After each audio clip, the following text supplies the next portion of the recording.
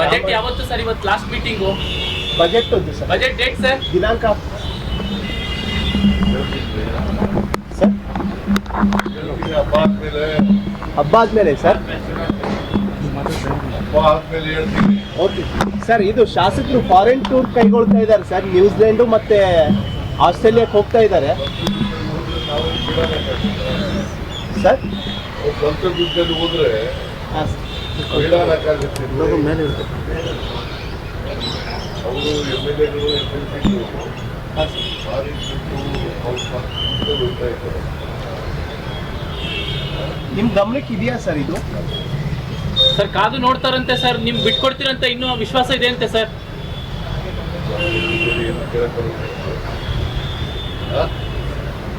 ನೀವು ಕೇಳೋದೇ ಇಲ್ವಲ್ಲ, ಬರೀ ಇದೆ.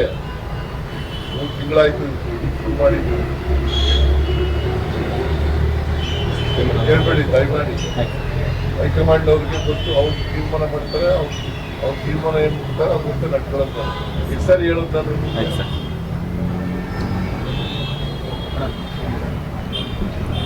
ಹೈಕಮಾಂಡ್ ಏನು ತೀರ್ಮಾನ ಮಾಡಿದ್ರೆ ಅದರಂತೆ ನಡ್ಕೊಳ್ಳೋದು.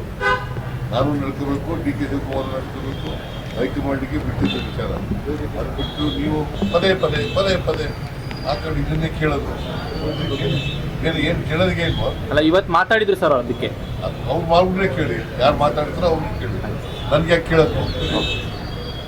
ನಾನು ಹೈಕಮಾಂಡು ಏನು ಹೇಳ್ತಾರೋ ಅದು ಕೇಳೋದು. Yes sir. Thank you. Thank you sir.